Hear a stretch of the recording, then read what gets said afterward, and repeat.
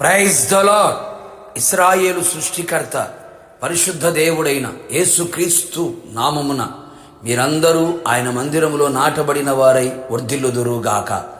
ఈ దినపు యేసయ్య జీవపు మాట 93వ కీర్తన 5వ చరణం. పరిశుద్ధతయే నీ మందిరమునకు అనుకూలము.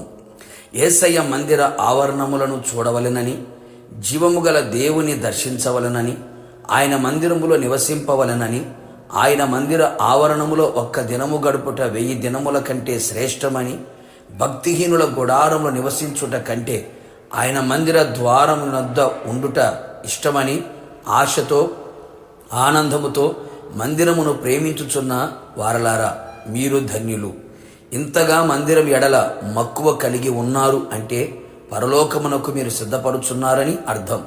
అనేకులు ఆత్మీయులు, క్రైస్తవులు దేవుని మందిరం యొక్క విలువ తెలియని వారిగా కనబడుచున్నారు. మరికొందరికి తెలిసిన నిర్లక్ష్య వైఖరిని కనబరుచుచున్నారు. అందుకే యేసయ్య అట్టి వారి ఎడల నిర్లక్ష్యము చూపుచున్నాడు కాబోలు. దేవుని మందిరము పరలోకపు గవిని కదా, ఆయన మనస్సు నిలిచి ఉండే స్థలము కదా, ఆయన దృష్టి ఉంచే స్థలము కదా, సకల విధములైన దీవెనలు, ఆశీర్వాదములు సమృద్ధిగా సంతృప్తిగా అనుభవించేది కదా.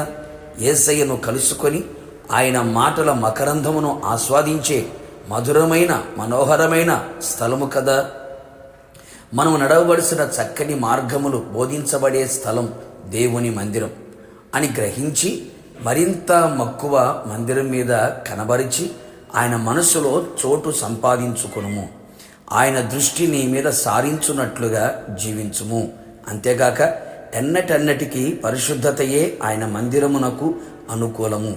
యేసయ్య అతి పరిశుద్ధుడైన దేవుడు, పరిశుద్ధతను ప్రేమించే దేవుడు, పరిశుద్ధులుగా ఉండుటకు మనలను పిలిచిన దేవుడు, తన కొరకు ప్రత్యేకపరచుకొనిన దేవుడై ఉన్నాడు.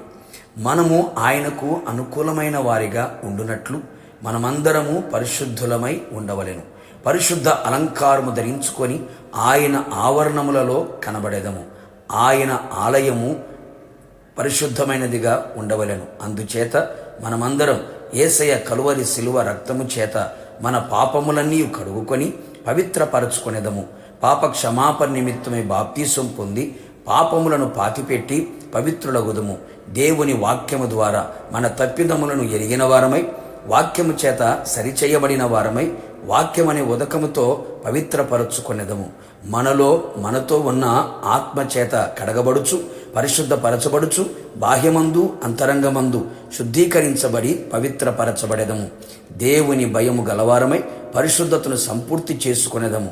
విశ్వాసము ద్వారా కడగబడి నూతన పరచబడేదము. ఇహలోక మాలిన్యము నుండి మనలను మనమే పవిత్రులగుదుముగా చేసుకునేదము. పరిశుద్ధ మందిరముగా నిలిచెదము.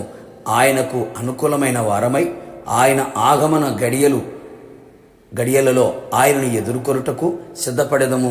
ఆయనతో యుగయుగములు నిలిచి ఉండేదము. ప్రార్థన. అత్యంత కృపగలిగిన నా ప్రియ పరలోకపు తండ్రి, నీ పరిశుద్ధమైన పాదములకి కోట్లాది స్తోత్రము చెల్లించుచున్నాం. మరొకసారి పునరుత్థానపు దినమున మీ పాద సన్నిధిలో గడపడానికి పరిశుద్ధ అలంకారముతో, కృతజ్ఞత స్తుతులతో, భయముతో, వణుకుతో నీ సన్నిధిలో ప్రవేశించడానికి మీరు ఇచ్చిన కృప కొరకే మీకు స్తోత్రం. అవును తండ్రి, పరిశుద్ధతయే ఎన్నటెన్నటికీ నీ మందిరమునకు అనుకూలము అని సెలవిచ్చి ఉన్న దేవుడు, మీ రక్తము ద్వారా, మీ వాక్యము ద్వారా, మీ ఆత్మ ద్వారా మేమంతా కడగబడిన వారమై, పరిశుద్ధ పరచబడిన వారమై, పరిశుద్ధులుగా మీ సన్నిధిలో పరిశుద్ధుడని యేసయ్య మిమ్మల్ని ఆరాధించుటకు కృప మెండుగా నిండుగా దయచేయమని ప్రార్థిస్తున్నాం. మరి ముఖ్యంగా ప్రభా, మేమంతా కూడా మీ సన్నిధిలో నిలిచి ఉండగా మీ దివ్యమైన దీవెనలతో మా ప్రాణాత్మ శరీరములని బలపరిచి పరిశుద్ధులుగా నిలిపి మీరు ఆకడను మమ్మల్ని అందరినీ కూడా మిమ్మల్ని ఎదుర్కొనే భాగ్యమును దయచేయమని పరిశుద్ధుల సహవాసములు చేర్చినందుకు స్తుతి చెల్లిస్తూ యేసు నామములో అడిగి పొందుకున్నాము తండ్రి, ఆమెన్. నిశ్చయముగా మీరును మీ కుటుంబ సభ్యులందరూ పరిశుద్ధులై పరిశుద్ధుడైన యేసయ్యను ఆరాధించుటకు ఆయన పరిశుద్ధ ఆలయములో కనబడుదురుగాక. God bless you.